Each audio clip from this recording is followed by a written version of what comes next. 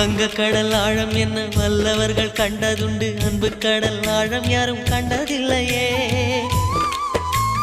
என்னுடைய நாயகனே ஊர்வணங்கும் நல்லவனே, உன்னுடைய அன்பு கந்த வானம் எல்லையே.